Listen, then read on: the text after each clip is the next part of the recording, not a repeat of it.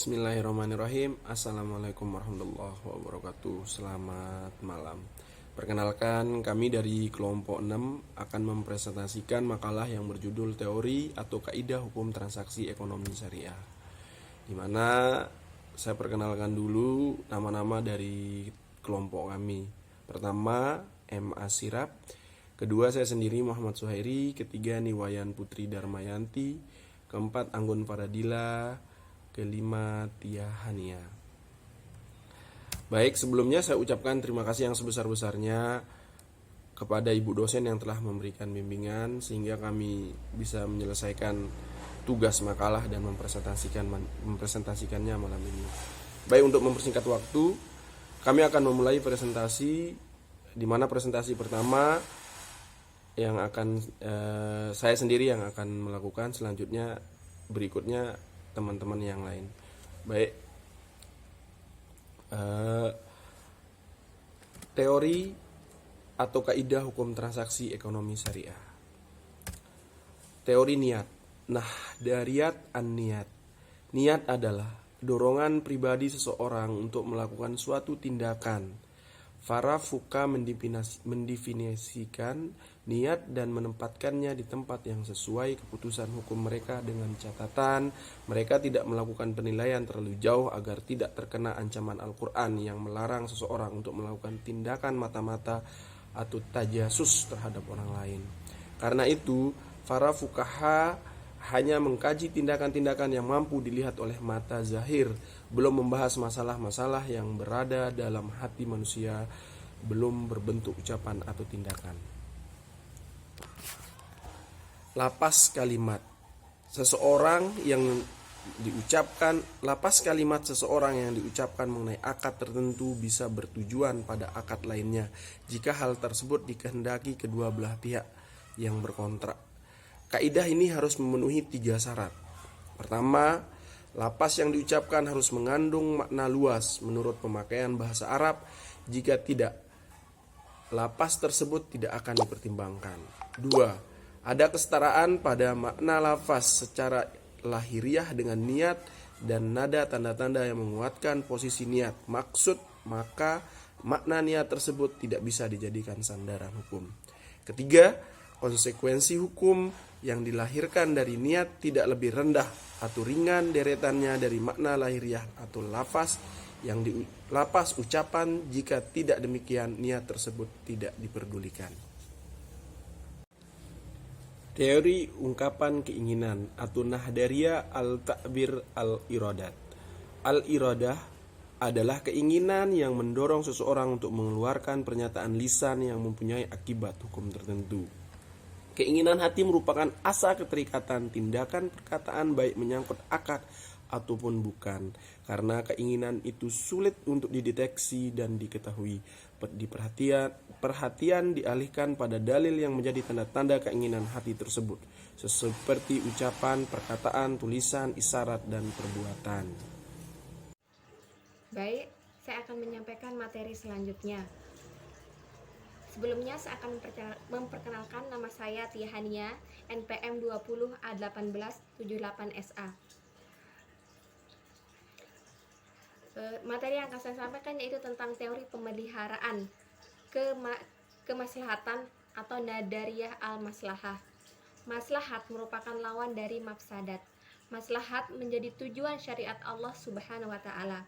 Seluruh perintah dan pantangan ditunjukkan menciptakan kemaslahatan dengan cara mendatangkan kebaikan atau menolak kemudaratan. Hanya terkadang tidak dapat disaksikan.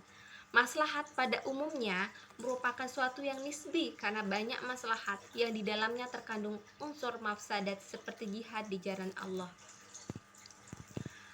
Garis panduan mengenai maslahat yang diterima oleh syariat Islam yang disimpulkan dalam beberapa kaidah fikih.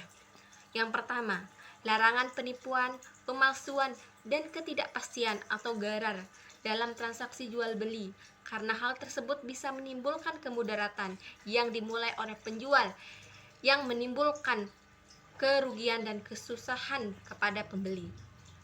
Yang kedua, larangan kepada orang yang tidak sempurna akalnya atau safih dari membelanjakan hartanya. Larangan kepada al-mufti al-mujiri untuk tidak memberikan fatwa kepada orang.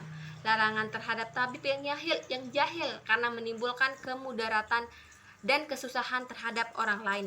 Dan yang ketiga, pemberian hak suf'ah untuk partner dan tetangga untuk mencegah timbulnya kesusahan dan kesukaran oleh pembeli ataupun partner baru. Dan yang terakhir, larangan bagi seorang untuk merusak barang lain walaupun pemilik barang tersebut telah merusak barangnya yang sama. Sekian yang akan saya sampaikan. Materi selanjutnya akan disampaikan oleh teman kita. Wassalamualaikum warahmatullahi wabarakatuh. Baik, sebelumnya perkenalkan di sini nama saya Niwayan Putri Darmayanti.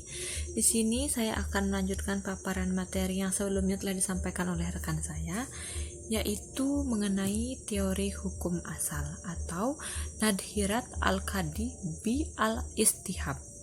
Baik, istihab merupakan salah satu dalil hukum syara yang dianggap valid selama belum ada dalil yang lebih kuat dan menganulirnya.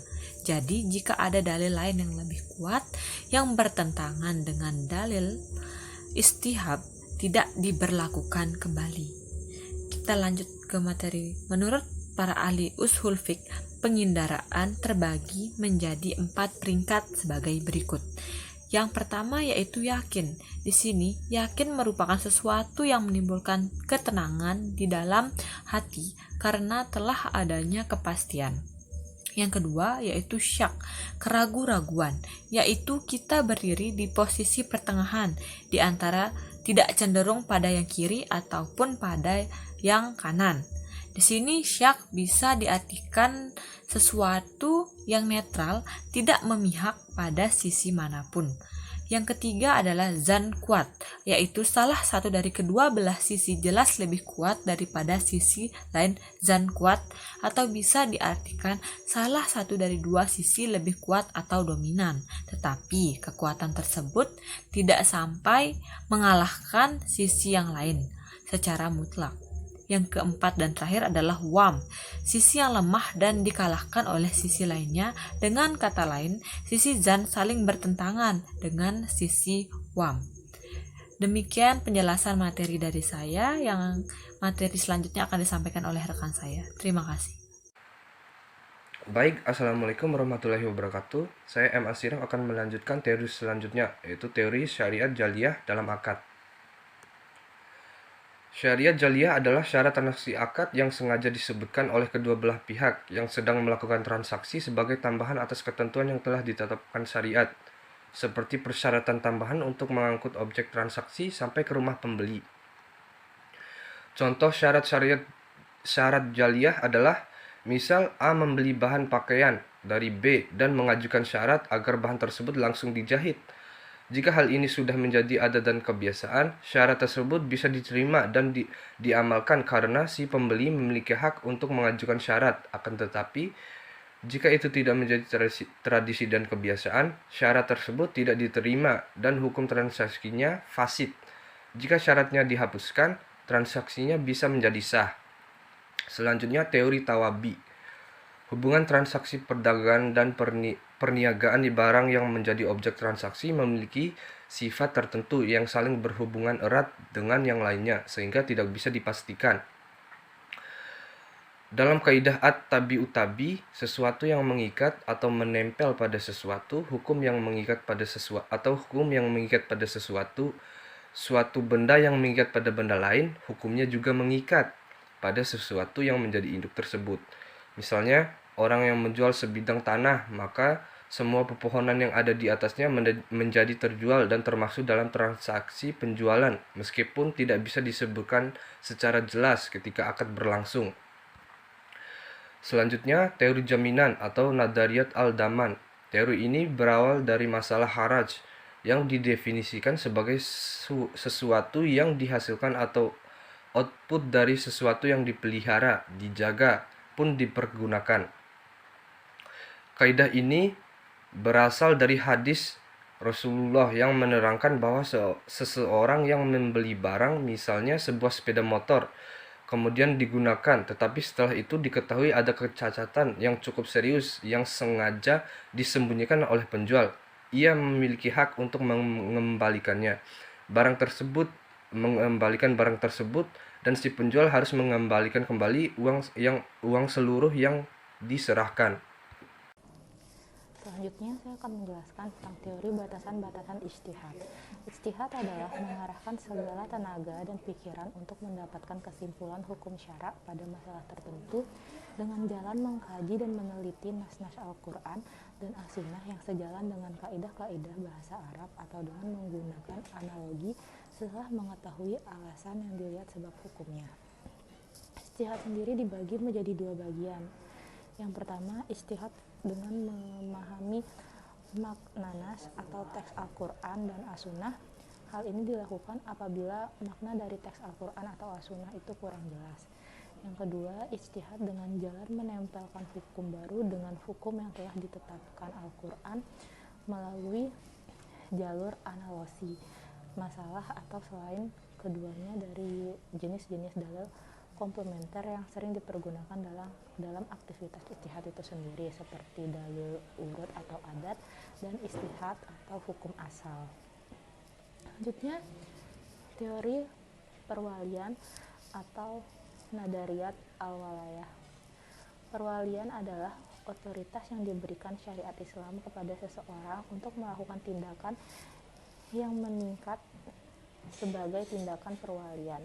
Dengan kata lain, bahwa wilayah perwalian adalah ucapan seseorang yang mengikat dan memiliki kekuatan hukum sebagai wakil atas orang lain, baik orang lain tersebut rela maupun tidak.